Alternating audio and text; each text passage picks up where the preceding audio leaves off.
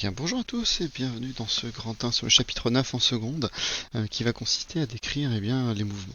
Alors cette fois-ci on va aborder une partie assez difficile, la partie qui est souvent considérée comme difficile quel que soit le niveau, c'est la partie qu'on appelle la mécanique, c'est-à-dire l'étude du mouvement. Alors c'est quelque chose que vous avez déjà vu un petit peu au collège et donc dans cette première partie on va essayer d'abord de faire quelques rappels du collège et puis deux trois petites choses en plus, mais globalement la plupart du temps c'est des choses que vous avez déjà vues.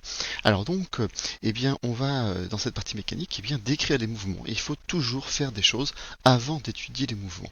Alors première chose, il va falloir définir ce que l'on appelle le système. Le système, c'est tout simplement notre objet d'étude, c'est-à-dire ce que l'on va étudier. Par exemple, si je lance une balle en l'air et que je veux étudier le mouvement de la balle, mon système, ça sera la balle. Donc il faut déjà, premièrement, c'est toujours définir ce que l'on va étudier. C'est très important. Donc avant d'étudier le mouvement, il faut identifier le système étudié, c'est-à-dire le corps dont on étudie le mouvement. Voilà. Donc le corps dont on étudie le mouvement. On le note souvent entre accolades. Donc on va noter comme ceci. On va faire une accolade. Alors je vais peut-être changer ma couleur de stylo. Donc en accolade, donc je fais une accolade et je vais marquer le nom de mon système. Voilà. Voilà. Donc des fois, on peut voir juste accolade avec le nom du système, genre balle à l'intérieur, et on saura que notre système, c'est la balle.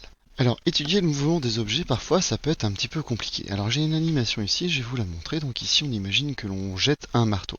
Alors là, on va jeter le marteau ici. Voilà. Et donc on s'aperçoit que le marteau, tous les points du marteau n'ont pas le même mouvement, n'ont pas tous la même trajectoire. Par exemple, si je décris la trajectoire de ce point A ici, vous voyez ici, voilà, qu'on a une trajectoire un petit peu particulière. Vous voyez ici, ça fait une forme de bosse. Alors si je déplace mon point A, par exemple, je le mets au bout du marteau ici, et que je relance, on va revoir la trajectoire. Vous voyez que du coup ici, ça fait pas du tout la même trajectoire. Ici, j'ai des courbes ici qui vont se produire à l'intérieur de là. En fait, il existe un point particulier pour lequel la trajectoire est bien plus simple. Regardez bien, je vais maintenant mettre le point A à ce point qu'on appelle G, et donc on va revoir la trajectoire ici. Regardez bien. Maintenant, en fait, on s'aperçoit que votre marteau, ici j'ai une courbe ici, c'est une droite parabolique, donc c'est une courbe parabolique, pardon, et donc ici j'ai une trajectoire qui est beaucoup plus simple à étudier. Donc en fait au lycée, on va se limiter à l'étude du mouvement d'un seul unique point, ça va être ce point qu'on va appeler le point G. Alors pourquoi G? Puisque ici c'est ce qu'on va appeler le centre de gravité. Vous voyez ici on vous appelle ça aussi le centre de masse. On peut encore trouver un autre mot qui s'appelle centre d'inertie. Il faut savoir que pour vous au lycée, ces trois nominations, centre de masse, centre d'inertie, centre de gravité, ce sera la même chose. Alors, si on reprend le cours maintenant, on va dire que le mouvement d'un système est généralement complexe, et au lycée, on se limitera à l'étude d'un seul et unique point. Donc on va noter ici, donc à l'étude d'un seul point. Et donc la plupart du temps, ce point, ce sera le centre de gravité. Donc sera le centre de gravité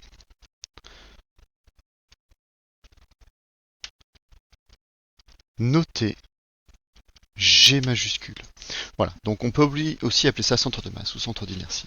Donc pour décrire pour décrire le mouvement d'une planète, on va juste étudier tout simplement le centre de cette planète. Donc on étudiera seulement du centre de cette planète. D'accord? Une planète, par exemple, la Terre, elle tourne sur elle-même, elle tourne autour du Soleil. Si j'ai besoin d'étudier sa trajectoire autour du Soleil, je ne vais pas étudier donc tout l'ensemble de tous ces points qui vont avoir des trajectoires particulières. Je vais en déterminer un, le centre de la Terre, qui sera confondu avec le centre de gravité. Voilà. Alors, pour le petit 2, vous devez déjà avoir fait au préalable l'activité 1 que je vous avais donnée, donc sur la notion de relativité du mouvement. Donc si vous n'avez pas fait cette activité, évidemment j'invite à la faire, sinon vous allez avoir un peu plus de mal à comprendre ce que je vais dire. Il faut savoir qu'en fait, dire que quelque chose est en mouvement ou pas en mouvement n'a pas de sens, parce que en fait, ça va dépendre tout simplement de notre point de vue. Pour illustrer ça, je vais vous montrer une vidéo sur Internet. Alors, vous pouvez la trouver ici sur Internet. Alors, il y a un train ici. Là, il est en gare, et puis il y a un passager qui se trouve ici. Alors c'est tiré d'un film. Voilà. Alors le train avance, et puis finalement, eh bien regardez bien, on s'aperçoit que finalement ce n'est pas ça. Si je change le point de vue, eh bien en fait le train était immobile et c'était le quai qui était monté sur roulette. Mais de notre point de vue, eh bien on avait l'impression, on avait une autre impression. Donc en fait vous voyez que sur ce film-là, ce texte exprime, on voit très bien que eh bien, le point de vue a une importance extraordinaire. C'est-à-dire que par exemple si maintenant, alors je vais revenir à mon cours, si vous voulez décrire le mouvement d'un objet, eh bien vous devez toujours dire déjà de quel point de vue vous allez observer cet objet-là. Par exemple, c'est très important, hein, vous l'avez vu dans l'activité, si vous regardez la trajectoire de Mars du point de vue de la Terre, eh bien la trajectoire de Mars du point de vue de la Terre, eh bien elle fait des boucles. Hein, c'est ce qu'on appelle la rétrogradation de Mars. Donc de notre point de vue, eh bien on a l'impression que la trajectoire de Mars, eh bien, a des boucles. Or, si on change de point de vue, si on se met dans le système, eh bien héliocentrique, c'est-à-dire si on place non pas la Terre au centre, mais le Soleil au centre, et bien dans ce cas-là, eh bien la trajectoire de Mars est tout simplement des cercles. Donc c'est ça qui nous a posé problème pendant très très longtemps au point de vue de l'humanité, c'est que eh bien on pensait qu'on était au centre de l'univers et donc on plaçait tout de notre point de vue au centre de l'univers. Mais si on change ce point de vue-là, eh bien on s'aperçoit que finalement, eh bien les objets n'ont pas forcément la même trajectoire que ce qu'ils y paraissent. Et donc, quoi qu'il arrive, eh bien, ce point de vue, toujours, on va le considérer comme nous étant fixe. Voilà, ça c'est le point qui est très très important. Ce point de vue, eh bien, quoi qu'il arrive, lui, on sera fixe. Par exemple, si je dis que si certains élèves sont pénibles et que je décide à un moment donné de leur donner une gifle, eh bien, je peux dire du point de vue de la physique, eh bien, en fait, je vais considérer ma main comme étant mon objet de référence, et en fait, ce n'est pas ma main qui se déplace, mais c'est votre visage qui va se déplacer vers ma main. C'est très pratique la physique quand on a besoin de réprimander certains élèves. Bien, trêve de plaisanterie, on va donc maintenant continuer la suite du cours. Donc cet objet de référence, on va l'appeler le référentiel. Donc on vous dit, donc petit 2, avant de décrire le mouvement d'un système, il faut indiquer donc un objet de référence considéré fixe. Cet objet est appelé donc le référentiel. Voilà. C'est un mot qu'il faut absolument connaître en mécanique. On doit toujours préciser ce que l'on appelle le référentiel. Alors je vais vous donner une définition, donc elle est un peu longue, vous pourrez faire une pause évidemment. Donc le référentiel c'est quoi? Donc c'est un objet par rapport auquel on étudie le mouvement du système et on va lui associer un repère d'espace OX, OXY, pardon, et un repère de temps, c'est-à-dire une horloge. Alors je vais m'expliquer un petit peu plus pour cette partie-là. Vous pouvez faire pause pour noter la phrase. Alors un repère d'espace, qu'est-ce que c'est? Eh bien vous avez vu les repères en mathématiques, vous avez vu ces repères ici avec deux axes, ici. Donc ici on va dire que c'est un repère orthonormal ou orthonormé, peu importe ce que l'on choisit de faire. Mais on peut aussi mettre une troisième dimension si on veut. Je peux mettre aussi une troisième dimension par exemple comme ceci. Alors si j'ai ici le X, j'ai ici le Y et j'ai ici le Z. Donc, voilà, c'est bon, c'est ça. Donc ça va être mon référentiel. Alors le référentiel, ça va être ce repère-là. Donc je vais décider que par exemple le centre de mon repère, c'est peut-être la surface de la Terre ou alors ma main, comme je vous ai dit. Et en fait, tout le reste va être en mouvement par rapport à cette chose qui va être fixe. Et en même temps, on va lui associer une horloge. Une horloge, pour quoi faire? Bien pour avoir la notion du temps. Puisque un référentiel, c'est à la fois quelque chose qui se déplace dans l'espace et en même temps quelque chose qui se déplace dans le temps. Oui, ceci est une horloge, ça ne se voit pas beaucoup, mais c'est une horloge. Donc, ensuite, on vous dit la description du mouvement d'un système dépend du référentiel choisi. On dit que le mouvement est relatif au référentiel. Alors, référentiel, donc, est relatif au référentiel.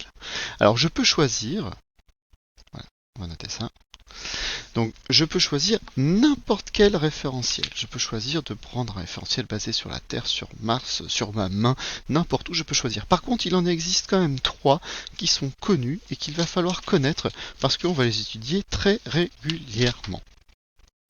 Alors le premier, vous voyez, c'est celui-ci. Donc celui-là, il va être lié à un objet qui va être fixe à la surface de la Terre. Donc on va prendre description, c'est quoi? C'est lié à un objet fixe sur la surface de la Terre, fixe à la surface de la Terre, et donc ce référentiel, lui, je vais l'appeler le référentiel terrestre.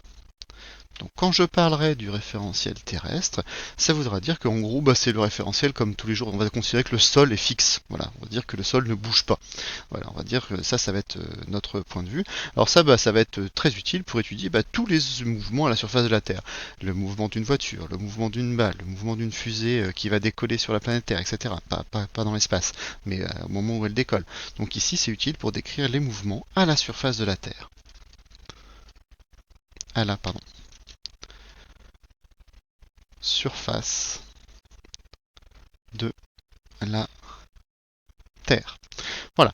Alors ça, c'est tous les mouvements à la surface de la Terre, c'est très pratique. Par contre, si je décolle justement avec ma fusée et que je vais dans l'espace, par exemple, un satellite qui va tourner autour de la Terre, celui-là, le référentiel terrestre ne va pas du tout être adapté parce que je vais avoir des trajectoires très particulières. Donc cette fois-ci, on va changer d'échelle.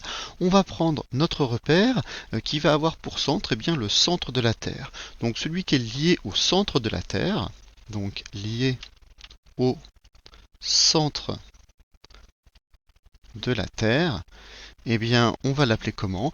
La Terre, ça peut se dire géo, donc la Terre au centre, ça va être le référentiel géocentrique. Donc géocentrique. Voilà. Et donc lui, il est très utile pour décrire les mouvements des satellites, par exemple. Donc des satellites, etc. Si on a besoin. Et puis si j'ai besoin par exemple d'étudier le mouvement des planètes, là ça va pas être très pratique de se positionner sur le centre de la Terre, puisque la Terre elle bouge aussi par rapport à d'autres choses. Donc on va plutôt prendre quelque chose qui va être lié au centre du Soleil. Donc ici il va être lié au centre du Soleil, pardon, pas de Soleil évidemment, donc centre du Soleil, et celui-là on va lui donner un nom. Donc le Soleil ça peut se dire aussi Hélios, et donc celui-là ça va s'appeler donc le référentiel héliocentrique. Donc le Soleil au centre. Donc ici il va être très utile pour décrire des planètes. Le mouvement par exemple, les planètes on va dire. Voilà, ça ce sont les trois qui sont les plus connus et qu'il faudra vous connaître. Voilà, alors vous avez déjà vu du coup, c'est peut-être ces notions-là qui sont déjà données au collège. Maintenant, on va essayer d'aller un petit peu plus loin. Alors, c'est peut-être des choses aussi que vous avez déjà vues au collège. On va peut-être mettre des choses, des mots, on va dire, un petit peu plus précis sur certaines notions. Alors, ça va être le grand 2. Ça va être comment décrire un mouvement. Première chose, la trajectoire, on l'avait vu tout à l'heure avec l'histoire du marteau. La trajectoire, qu'est-ce que c'est? Alors déjà, on va se dire qu'on est dans un référentiel donné, évidemment, puisqu'on est en mécanique. Et donc, qu'est-ce que c'est que la trajectoire d'un point système? Ça va tout simplement être l'ensemble des positions successives occupées par ce point au cours du mouvement du système. Donc là, vous pouvez faire une pause aussi. Alors, vous voyez, tout à l'heure sur le marteau, c'était la ligne qui avait été tracée. Ça, c'est votre trajectoire. C'est l'ensemble des points que vous allez pouvoir occuper au cours du mouvement. Alors, vous avez trois trajectoires, on va dire, connues, assez simples. La première, vous avez vu ici, c'est une ligne droite. Donc, la forme géométrique associée ici, ça va être une portion de droite. Donc, portion de droite. Et donc, cette trajectoire, on va lui donner le nom de rectiligne. Voilà, donc ici je peux avoir un mouvement rectiligne, ça veut dire que la trajectoire de mon système, ça sera une ligne droite. Ici vous voyez que je forme ici un cercle, ou une portion de cercle. Si j'ai une portion de cercle, ici la trajectoire s'appellera circulaire. Alors ici, j'ai une courbe, ou une portion de courbe, peu importe. Donc une courbe, cette fois-ci, cette trajectoire, c'est un mot que vous ne connaissez peut-être pas, ce sera une trajectoire curviligne. Donc curviligne. Voilà, donc ça ce sont on va dire les trois types de trajectoires les plus connus. Vous pouvez en avoir d'autres, vous pouvez avoir des trajectoires paraboliques, hyperboliques, etc. Mais ici, ce sont les trois les plus connus. Donc soit c'est une droite, soit c'est un cercle, soit c'est, on va dire, autre chose, et on va appeler ça curviligne. Voilà, donc ça c'est des mots aussi que vous avez peut-être déjà vus, sauf le mot curviligne, c'est possible.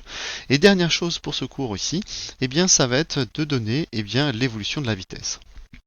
En fait, votre vitesse, elle peut faire trois choses. Elle peut tout simplement soit augmenter, soit diminuer, soit rester constante.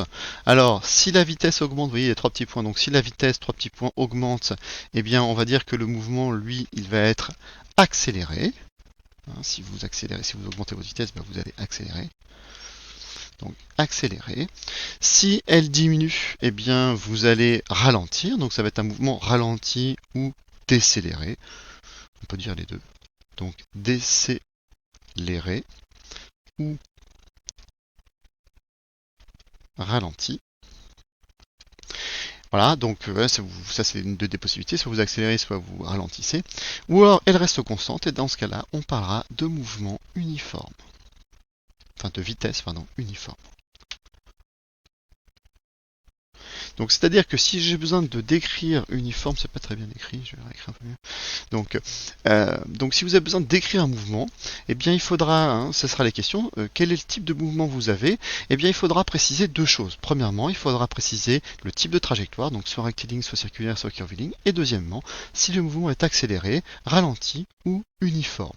Donc un système qui se déplace, eh bien on vous demande quelle est cette, décrivez le mouvement. Il faudra dire, eh bien par exemple, nous avons un mouvement circulaire uniforme. Voilà, vous avez un mouvement rectiligne ralenti, etc., etc. Quoi qu'il arrive, nous, on essaiera de calculer la vitesse par toujours la même formule que vous avez déjà vue en début d'année. C'est la fameuse V égale D sur delta t. Avec, donc V, c'est la vitesse d'un point du système dans un référentiel donné. Elle va être égale donc au rapport de la distance D qu'on va parcourir et par la durée delta t ici. Alors je peux préciser les unités, mais ça j'espère que vous les connaissez. Ça ce sont des mètres, ici ce sont des secondes, ce qui veut dire que votre vitesse se mesurera en mètres par seconde. Voilà, j'en ai terminé pour ce cours. Je vous dis à bientôt. Au revoir.